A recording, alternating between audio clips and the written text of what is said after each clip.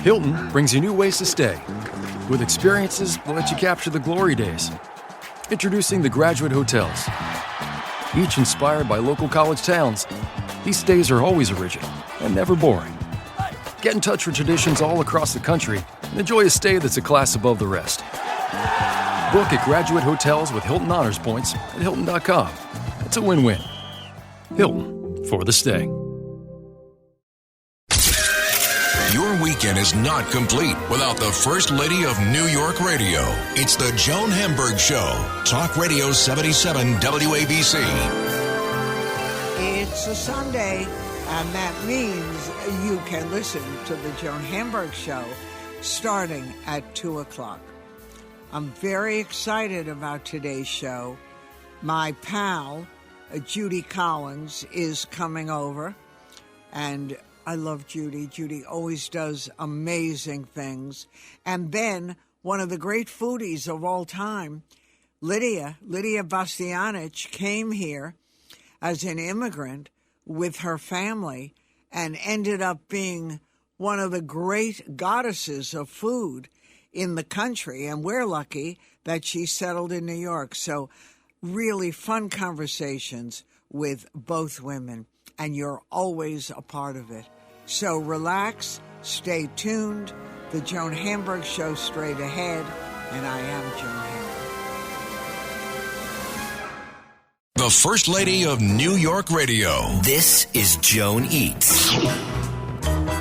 Before I introduce you to the wonderful guests we have today, I have so many people saying to me, help, what kind of gifts are we going to send? Food, do you have any thoughts? Let me give you a couple of ideas because I've been doing this myself.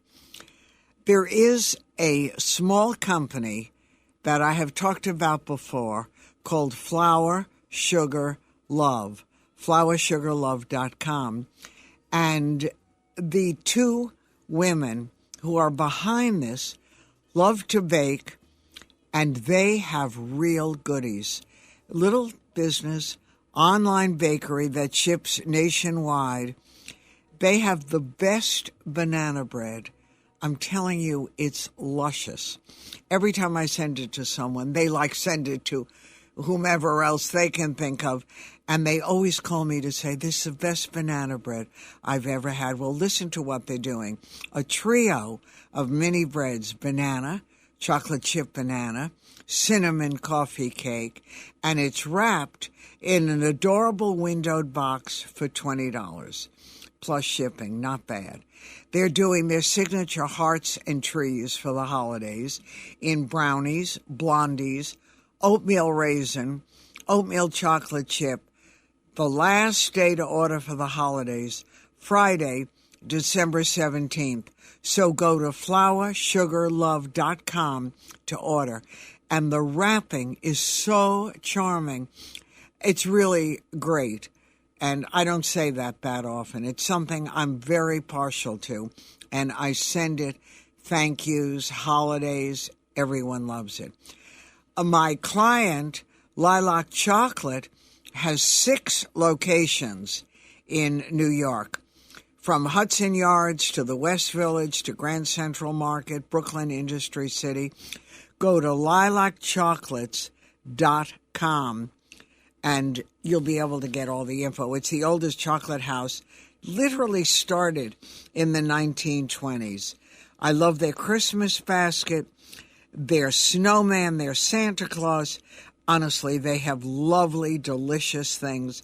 Their classic 20-piece assortment is a great holiday gift, $35. And I love chocolate. It's delicious. And I'm very partial to their orange peel, made with moist and tender orange peel from Italy. They dip their own chocolate, dark or milk, $24 for a half-pound box. Now, again, another favorite. I love, unfortunately, sweets. Enstrom's, located in Colorado, ENSTROM.com or 1-800-ENSTROM. The best toffee or at least toffee experts say it's the best toffee in America. They've been doing their homemade almond toffee for over 60 years. Fresh California almonds, sweet cream butter, pure cane sugar, covered with their homemade rich milk or dark chocolate and sprinkled with crushed almonds. It is so delicious. Send a copper tin box filled with 2 pounds. It's irresistible. $53.50. Really good. Now, I told you a long time ago about a prize-winning olive oil. People love to get olive oil as a gift. A first cold-pressed extra virgin olive oil with elevated levels of antioxidants, produced in Tuscany, distributed worldwide by Marie Charlotte Pirot for the last couple of years. It has won the best in the world by so many different things. It's a great gift to any foodie on your list. A 250-millimeter bottle of their award-winning oil is $32. Bigger bottles, a little more. Go to Olio, Olio-Piro, Piro.com. And then I am a big fan of the Bronx's Little Italy. And my cousin Doug Lyman and myself, we both love the kitchen, love food. We love to shop for food. We used to go on Sundays all the time. And you can get wonderful gifts online or in store. They have 3 Italian delis. Mike's Deli, which has great cured meats, cheeses, oils, pastas, right in the retail market. Go to arthuravenue.com. Joe's Italian Deli. I love their homemade mozzarella. They've been making it for over 40 years. joesitaliandeli.com. And Tino's Deli, over 50 years. Great gift baskets, a special pasta, semi-soft cheeses, olive oils, balsamic vinegar, chocolates, biscotti, panettone. Go to tinosdeli.com. And I never go to Arthur Avenue without stopping at 70-year-old Borgatti's Ravioli and Egg Noodles. I bring home their manicotti. I can't resist. BORGATTIS.com. And Calabria Pork Store, the last remaining pork store on Arthur Avenue. Homemade meats and cheeses, their dried sausage, calabriapork.com. And Maria's fresh roasted coffee, beans, and gifts. It's something wonderful. You can customize her baskets with panettone and dishware ceramic coffee and espresso cups. Anything you want. mariascoffeeandgifts.com. And that's just a little preview of some of the gifts that I'm sending out this holiday season. So hang in. We've got a great show ahead. I'm Joan Hamburg. The First Lady of New York Radio, Joan Hamburg. Entertaining and informative. Talk Radio 77 WABC. I think more than ever, we need Judy Collins, our Renaissance woman. Judy, over, I don't know what, half a century in the music industry, constantly on top. Books, hope.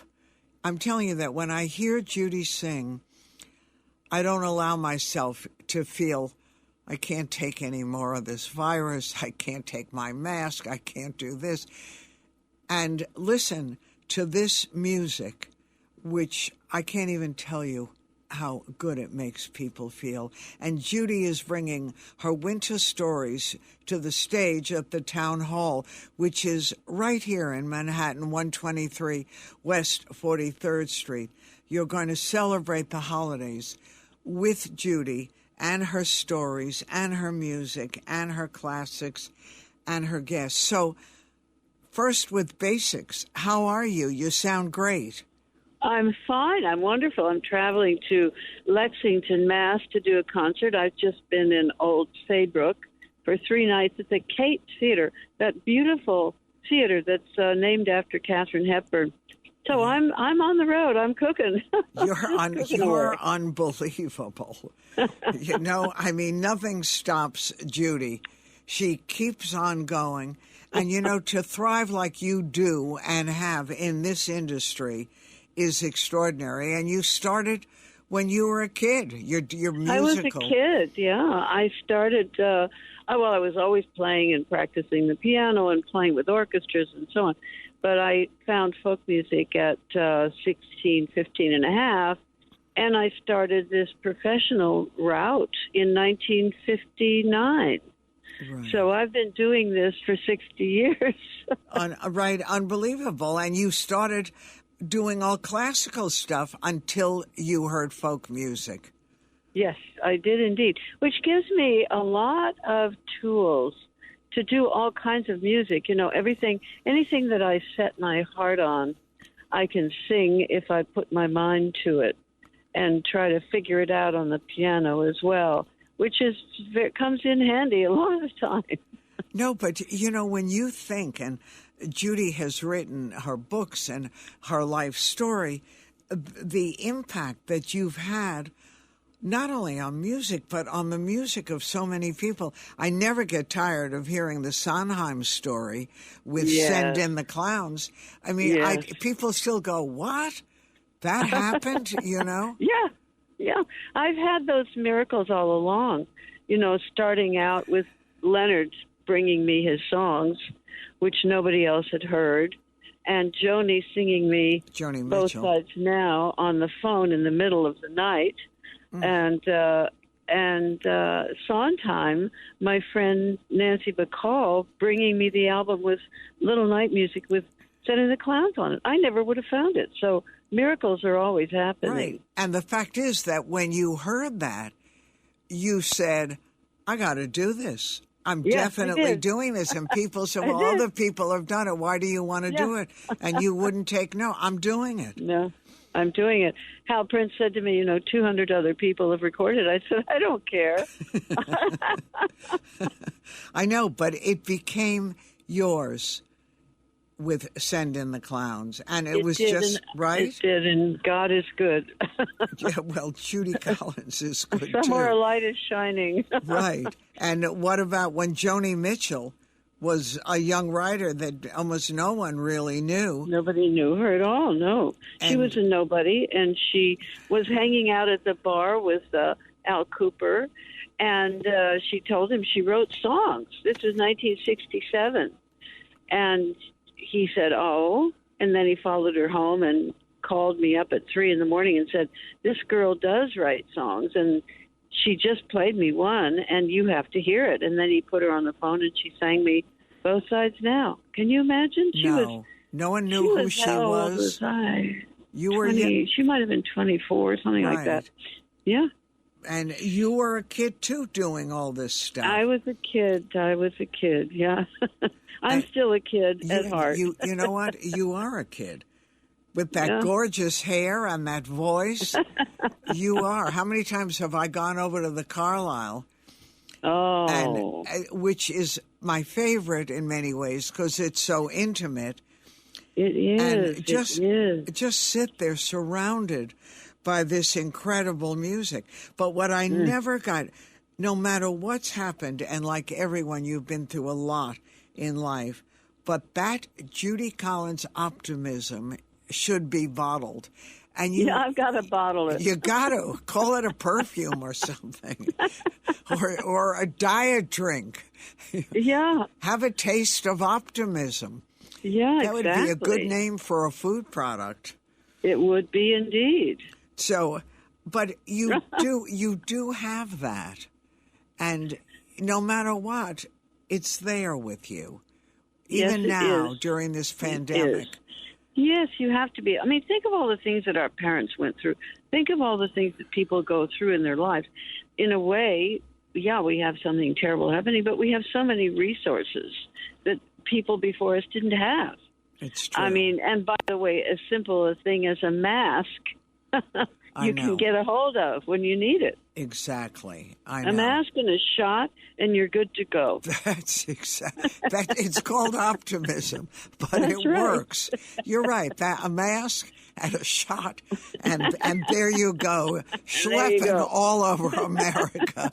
I mean, usually I would say, I'd call and someone would say, "Oh, Judy's not here." I'd say, "Where?" "Australia. She'll be home later." That's right. you. No That's place right. is too far to go and That's do right. that. So, That's right. Lucky me. Lucky life. Well, lucky all of us, because Yeah. we've got all this stuff because of you, and still living this life. And you, God bless you. You have been there through my life so many, many, many years. Well, And I'm grateful to you and to your audience who is so lucky to have you, and you who are a constant in your audience's lives. I love that about you. You too sustain and remain interested and optimistic and letting people know about things they need to know about. Right. That's we care. Even food. Right. I learned so much from you about eating and all this. And, first we said Judy's not going into the whole food thing, right? Wrong. Yeah. She started researching all this stuff about food and gained control of the beast, which bothers so many women. I know. That book, Cravings, the best part of that, well, for me, was telling my story, but the best part of it was finding out about all these people. Lord Byron had a problem, and the first King of England had a problem, and so many people. And they wrote it, they thought about it, they talked about it. It was something that I looked into and thought about a lot and did research on. I love to do research. I know. So that was fun for me. Well, tell us a little bit about the concert on the town hall, because it's coming up soon and we want people to go. It's the 17th of December, Town Hall, one of my favorite stamping grounds. And I will be on the stage with my pals that I made this album called Winter Stories. The Chatham County Line will be there, and Toshi Reagan will be there. So we'll do some things together, and then I'll do some solos. I'm going to sing Joni Rivers' song, River. Joni Mitchell's song, River. Joni Mitchell, right. Just so you'll hear it. And there will be wonderful moments. I'll do the Sondheim. Of course, I'm going to do Send in the Clowns in his honor. Right. And I always have a great time at Town Hall. It's a special, special place. Beautiful acoustics, wonderful people there. Very, very nice dressing room. Which is helpful. That makes a difference. So we'll have a good time, and I hope that you will all come to hear me. We all want to hear you. And don't forget that Judy has written so many songs for so many people. And talking about Joni Mitchell and some of what you're singing, you wrote what a lot of people think is one of the greatest songs, Albatross, about your relationship. Yes. I think that I'm going to do Albatross that night. I think it's a good way to celebrate being back at Carnegie Hall. And by the way, my new album, which is coming out in February 25th, I hope I can talk to you about it sometime at length. It's all my own songs and all the new songs that I've written during the pandemic. Wow. So I'm excited about that. So the pandemic, in many ways, you worked and really got a lot done. Most of us, I used to say, I'm going to do this, I'm going to do that, I'm going to finish my book. And you know what? I did nothing. I ate, baked. I couldn't make myself do anything like that. And I kept thinking, a year and a half, what happened to me? But you... I was going to declutter as well. Did you? But I did work a little bit. I know, the same way, a little bit. Not enough to make a difference. Not enough. I know, but these things are part of us, and it's hard to know where to start. Well, exactly. My kids gave me an organizer as a present. Oh. She was perfectly lovely, but she was an organizer, and she was throwing out all my stuff. And right. It was, right. It's very hard to declutter. It's hard. It's a hard thing, I know. I'm going to get a hold of that declutterer that you used. I'll call you up. Yeah, I'll send it. And she was good at decluttering. I wasn't. That was the problem. Yeah. I would have clothes from Barnet College. She'd say, What are you doing with that stuff? I said, well, I might fit in it again. She said, not in your lifetime. And she would shame me. I'd say, oh, I love that dress. She said, you wore that dress in 1965. Throw it out. I always look at these closets, and then Catherine says, you can't throw those things out. Somebody at a museum is going to want them. Well, so I hold on to them. It's true. They will want them because your stuff will reflect. I'll be in a museum someday, one of these days, too. No, you're going strong. And you know what I find amazing? Your voice still sounds so strong. You have no issue of singing for 60 years. It doesn't show any strain. I know. It's got to be a combination of DNA and my ancestors. They all sang. Right. Your daddy was a musician. Yeah, a great singer. He studied. He studied singing when he was in college.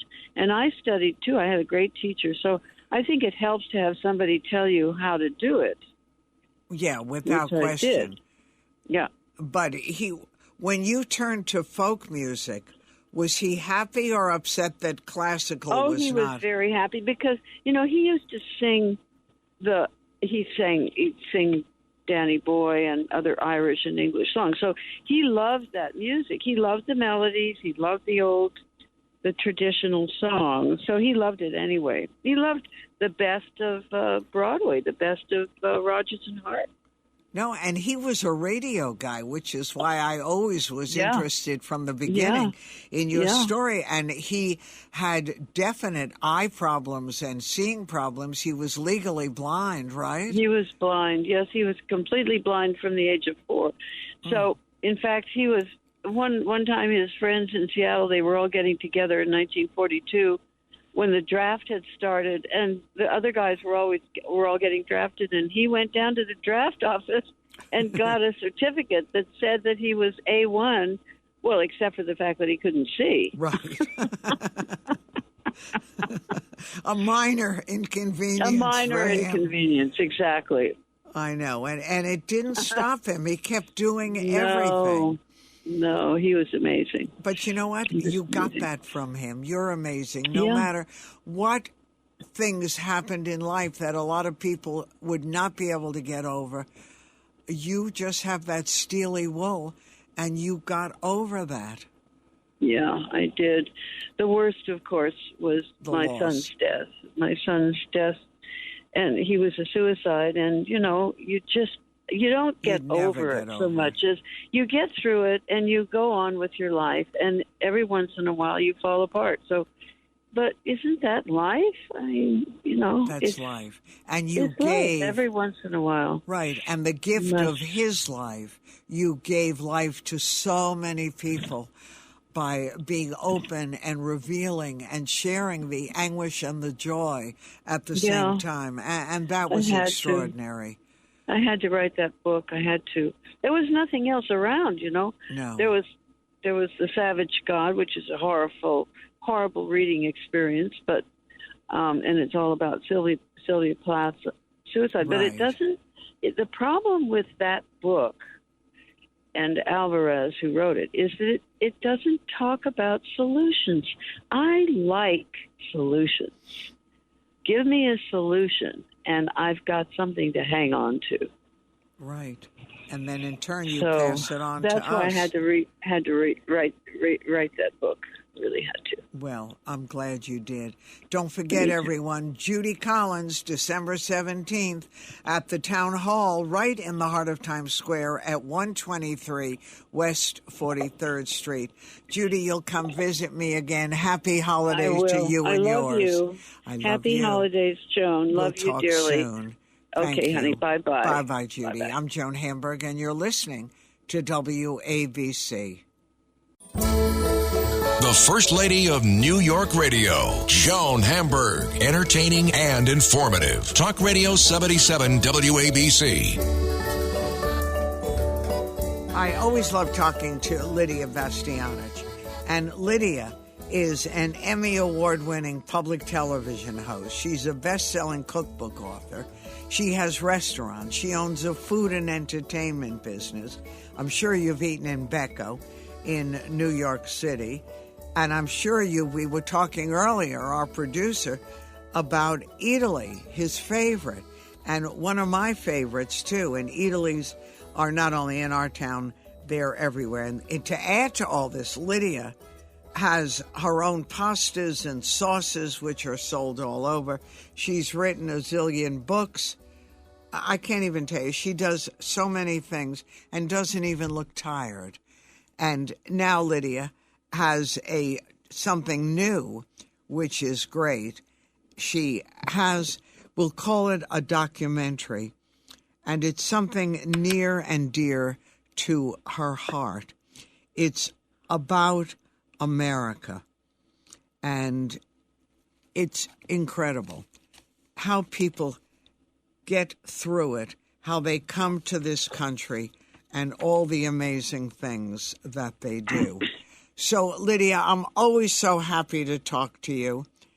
And of course, my pleasure, Joan. And you've got the new special in December 14th that looks at people from rural to big cities all across this country who have gone through unbelievable hardship, and through sharing life, love, food, they have really achieved something extraordinary. It's all about resilience and giving back. So tell me, what made you decide to do this? You had done something like this a while ago. This one's different. Yes, Joan. I've been doing, I have my regular Lydia's Kitchen, my cooking show on PBS. But for the past 10 years, I've done a special right around Christmas. And it's my way, in a way, of thanking America, all the people of America, and the opportunities that I have, and sort of really bring to light the fact of, how we as individuals, and especially how here in America, we do have the opportunity, and we need to go forward, and we need to help each other. And, we need to be resilient, and especially in these times, with COVID, resilience has sort of gotten to a lot of us. Do we have it? Don't we? Can we make it through? Well, here are 4 examples of people that really had obstacles in life and have come out successful. And I love sharing this, the emotion, because, you just said it, Joan. I had my share of, shall we say, difficult times. And here I am, I'm happy. I feel fantastic. I was given so many opportunities, and I thank God, and I thank America, and I thank everybody. Yeah, and you recognize them. That's always the part that, to me, is so important. Every now and then people get luck or are lucky, but they don't say, hey, hello, luck, and embrace it. They're afraid. And share it. Right, or they let it go, but you went for it. Cooking in your little kitchen, I was describing to someone how you'd go to the garden to pick the vegetables for dinner. I mean, you never probably at that stage in life dreamt that you would have a Lydia empire with the family years later, but you did it. No matter what stood in your way, you stepped over it. Right, but I also had the support of people, just like you, Joan. You were there in the beginning. You recognized that I had this passion, that maybe I had potential. And all along the way, we know each other, I think, 30 years or more. A long time. You have been there. You have recognized everything that I did. And you know what that does? That propelled me to go on. It gave me strength. I says, the American people, the journalists, the radio announcers, somebody the stature of Joan Hamburg, they appreciate what I do. And that gives me strength. And in this special, Joan, I want to share especially some of these little stories quickly. There's a young man, and this young man was a sommelier at Lydia. And he worked for me for about a year and a half. Then, they move on in the industry. Right. And sadly enough, he had a car accident about 2 years after he moved on and became a paraplegic. Awful. He became paralyzed from the waist down in a wheelchair. Well, he loved the restaurant industry. His father was in the restaurant industry, and he pursued that in a wheelchair, mind you. He found jobs as a sommelier. Ultimately, he wanted to open a restaurant. And you know what? About 6 months ago, he opened a restaurant, Contento, up in Harlem. And the restaurant is very, it's for people with disability. It facilitates. It's, you can come in with a wheelchair. The bar is low enough that you can just slide in with the wheelchair and still be face-to-face with the bartender. You can, he has a Braille menu. He got married, and he is so happy. He achieved, he overcame, and he has now his restaurant. And it's a wonderful story. Yannick Benjamin is his name.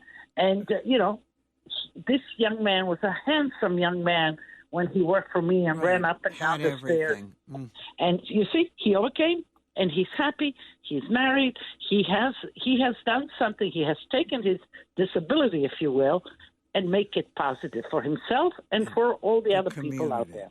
And you know what? When people feel, well, for an example, you have a guy who was convicted and ended up in jail, and you would think if that ever happened to anyone and you knew it was wrong, how do you get over that? He, almost 10 years in jail, and yet when he got out of jail, he became a lawyer. He became an advocate for those who are, as you say, underserved.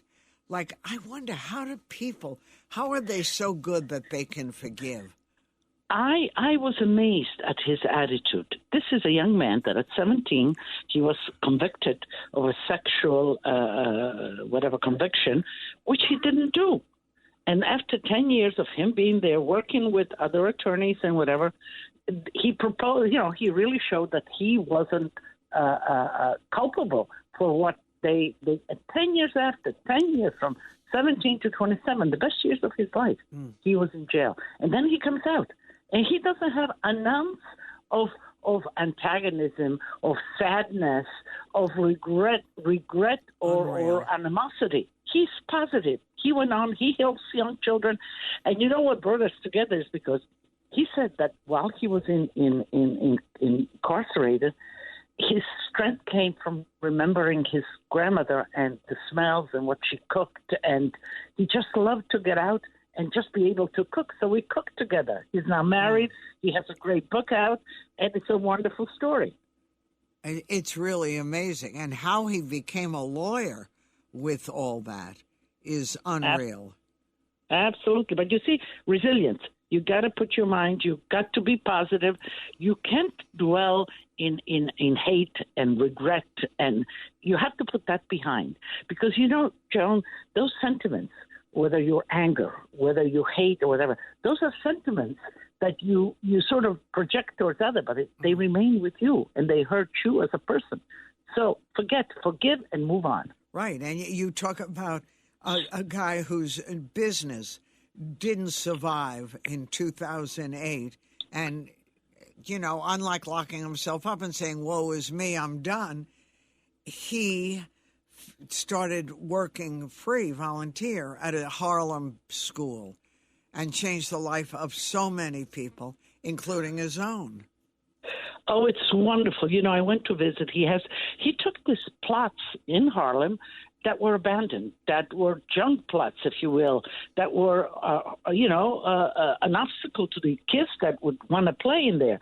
He cleaned them all up, developed gardens in Harlem that really produce product. Real stuff. And I think he does now 500,000 pounds of product he distributes to the Harlem community a year, free of charge. And he has the community itself being part, helping. And here, where there was sort of this death-looking, kind of garbage-looking plots, are blooming with flower, with products, with squash, with string beans, with basilico.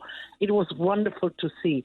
And, it gives a lot of jobs also to the people in the neighborhood. And you know what, Lidia, watching this and all the things you do, but this one really touched hearts because whether it was a vet who was a sniper and like so many people who served, when they come home, they're lost. They don't know what they're going to do because when you're in the Army or the Navy or the Marines, you're very organized. You have a purpose. You're told what to do, and you do it. But here was a guy who, his mission, he had no idea what he was going to do. And when he heard about Haiti, he brought other vets in and to fly down and to help. So I love meeting these people through you and through documentary. Well, I really have a good time in doing that, and in sort of featuring these people. And first of all, connecting with them. I'm a simple person, a chef. And yet, so this this connection. Food is my connection. You would say, how do you connect with all these people? Well, food ultimately. We cook together, we eat together, whatever. But I have a soft spot for veterans, and my story of escaping communism and whatever. So I know what freedom and really democracy means. And these veterans go out there and are willing to put up their life on the line so that America could have the freedom, so that America, and I am part of this freedom. I was given this great opportunity. So I have a soft spot for veterans. And this young man, you're right, they do need a purpose when they come out because they are so sort of regimented when they are in the Army that sometimes when they come out, they get lost. And, what do I do now? And so he has gathered a lot of the veterans, and together they went to Haiti when the big earthquake was, and so on. Now they go around America and rebuild homes for people that are left homeless during the hurricanes or whatever. And it's amazing what they're accomplishing. And I'm talking to Lidia Bastianich. Lidia celebrates America. So you're busy as can be. How is the restaurant business? Is it coming back strong? It is, John, the restaurant business. People want to be together. People want to socialize. Yeah. And, the best place is actually to share at a table some food with your friends, your family. So the restaurants are coming back. And, now in total, I've been 50 years in the business. So my kids really are taking over. And you and I have discussed this, our kids and how they go forward because, my kids since they were small. And Tanya and Joseph are doing it. Yeah. And they are running the business. They just opened a sandwich shop on 8th Avenue and 46th Street. All'Antico Vinaio. This is a guy that does in Florence a wonderful sandwich. And so they're growing in a different way. But restaurants, people want to socialize. People want to be together. And, today what's amazing, and I love it, is that this new generation is very conscious about good food, about nutritional food, about food and the environment. So it's really wonderful to see. It's going on. It's going forward. A little different than maybe those 3-4 hour dinner restaurants, but it really is buzzing. I'm so happy because, like you, to me, restaurants are theater. With the good food, with the convenience, with the companionship. I always feel like I'm on a great adventure whenever I eat out. And we all, or most of us, love food and so many of our life occasions. Lidia, which was like one of the first major restaurants I started eating at when I came to New York after you opened it, after the little restaurant in Queens. But when my son got engaged, we were at Lidia's. We celebrated so many life occasions there during the early years. So restaurants play a major role in our life. And you're still going full steam. Yes, I am. I left a lot of the restaurants, but I I go there, I do special dinners, we taste together, we look at the menu, but they are running the show because, as I said, 50 years is a long time to be behind the ranges in a restaurant. Hard on the knees. Absolutely. I have 2 new ones. I know, and you've done well with the new ones. Yeah. I'm doing okay. But, I'm my book just came out in October. Lydia's A Pot, a Pen, and a Bowl, and that's doing well. So, a book requires to go around, to do book signing, to do a lot of Zoom events. I have another one in the works. I just finished my new set of shows, Lydia's Kitchen on PBS. Very successful.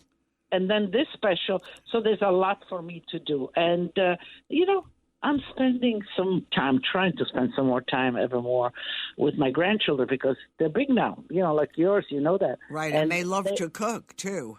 They love to cook, and they're not around Grandma all the time. So when they come, now they're going to come for the holidays. We got to plan things. We got to go to a show. We got to do some cooking. So that's I want to do much more of that. Now, are you doing Christmas at your house, or the grown-up children are? Yes, no. Well, my son is doing Christmas Eve, and Christmas Day I'm doing. My daughter's going to help me, and the grandkids would all be around. Joan, this is going to be the first Christmas without my mother. I know. It's so too sad. Your mother was such an amazing human being. Oh my God, and so they all wanted to be in the house where she was. That's my house, my house.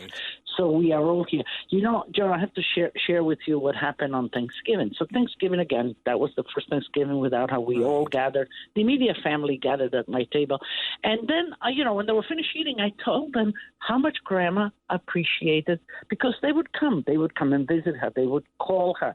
They would hug her. How much she appreciated. How they acknowledged her. And then we went around the table. I said, do you guys have stories to share with us about Grandma? And each one told the story of them and Grandma. And it was like Grandma, like my mother was there at the table. Well, watching your TV show, even sometimes you will put clips of your mother there, but even when you don't, her presence is such a presence there. That we sense her funny, her advice, her tasting, her passion for really good food. Well, she lived with me in my house. She had her own little apartment. So for all that matters, she's still up in that apartment for me. Sometimes, I really sense her around, to tell you. Spiritually, she's here with me. No, without question. And it's an amazing family. And I still remember when Joseph, your son, you only wanted him to go to business school. No food, no cooking, business school. And he was a student, and he went to business school, and it lasted 5 minutes. Exactly. I think not even a whole year, or maybe 14 months. And then he came, I remember, at the bar at Lydia, and he told me, he says, Ma, I quit.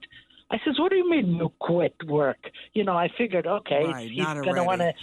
Yeah, not already. And I said, what are you going to do? He says, well, I think I'm going to hang around here. That was for Lydia. And I says, oh, my God, what does he mean by that? He said he wanted to get into this business, and so he did. Amazing, right? And did brilliantly at it. Yeah, he's a very good businessman. He can really foresee trends. And as a mother, the fact of the 2 siblings are collaborating well together.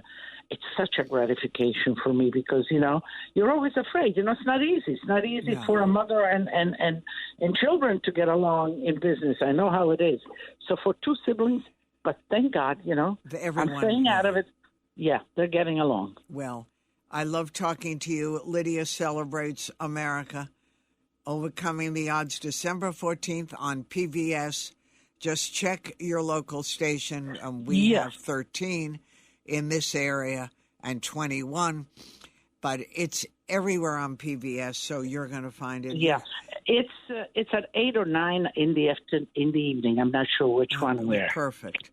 It's perfect. So you've got all kinds of exciting things in your life. Any new food products? No, I'm working with the sauces. The sauces are doing quite well. So we are doing now a new sauce that it's a little bit intensified with onions. It has a little bit on like a marinara, Right. but with onions. And so we are working on, they're all organic. We are, No, they're all, delicious. I've used them all the time. Yeah. So we are, and they're doing very well. So we are really extending that line. People are really appreciating the fact that they are organic, they're kosher, they are all the sensibilities that people might look for. Thank you so much, Lydia. I can't wait to talk to you again. Have a wonderful holiday with the family. Lydia Bastianich. Big hug, John. Thank the you. Same to you and your family. Bye-bye. We'll talk soon. Bye-bye. That was Lydia. You can watch on the 14th. Lydia celebrates America. Special. Makes you feel good. I'm Joan Hamburg, and you're listening to WABC. The First Lady of New York Radio. This is Ask Joan.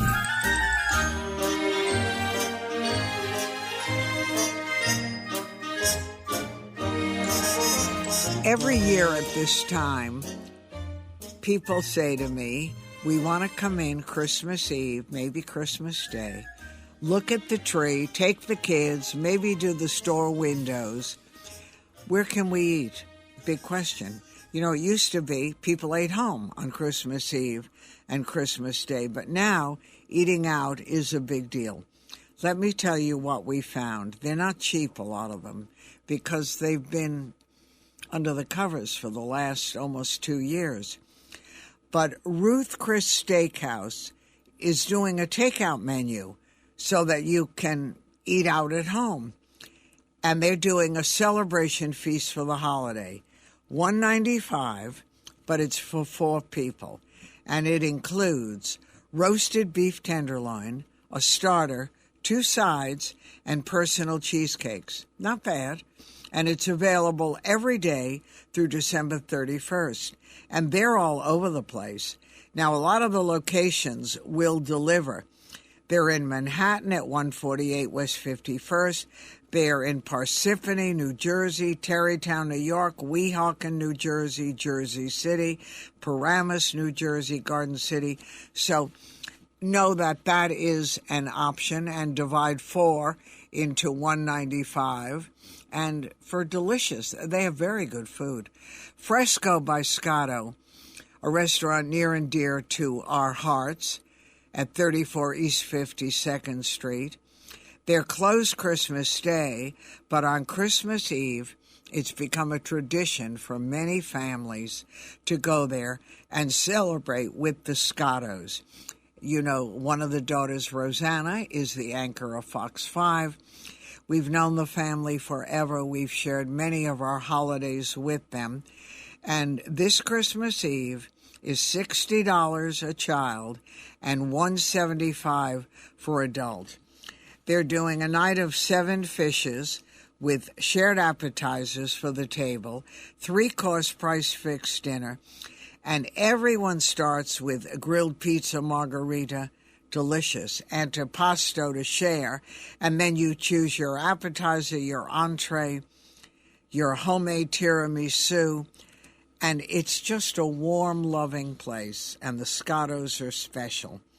Ed's Lobster Bar on Grand Street, they're bringing back their Feast of the 7 Fishes, very traditional for Christmas Eve, and you can eat in, take out, or have it delivered. You have to place the order by December 22.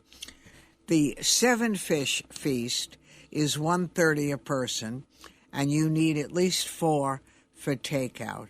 Go on to Lobster at lobsterbondnyc.com or 212-343-3236. It's good food. And then Il Buco Alimentari on Great Jones Street and El Buco Al Mare on Main Street in Amagansett. They offer the Feast of 7 Fishes, $115.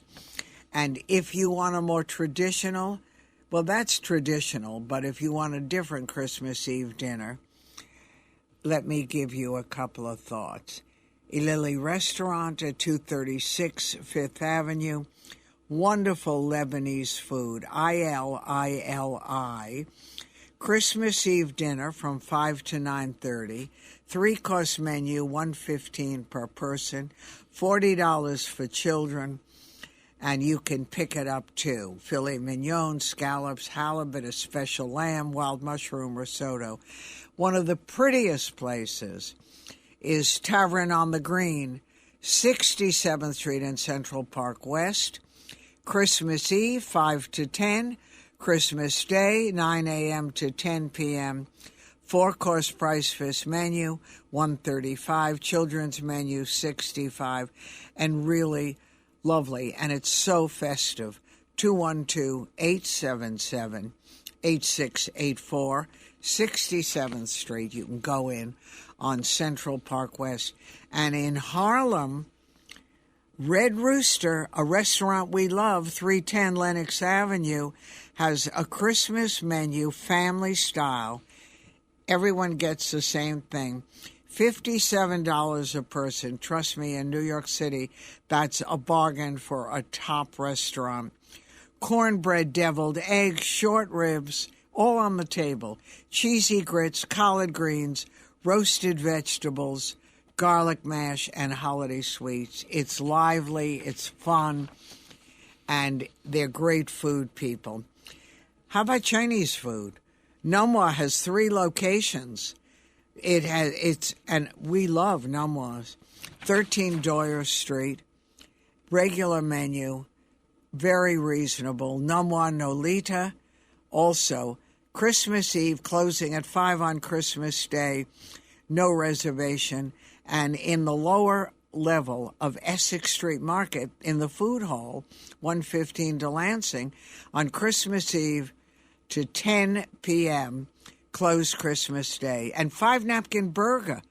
They have 4 locations in the city, open on Christmas Eve and Christmas Day. Regular menu, all-day brunch. Go to 5 napkinburger.com. And if you want to eat outside, they will take care of you and do that.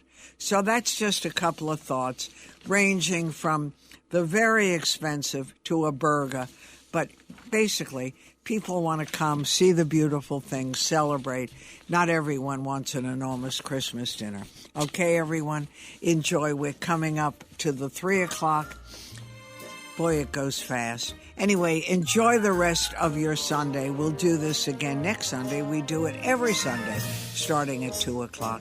I'm Joan Hamburg. Thanks so much for joining me.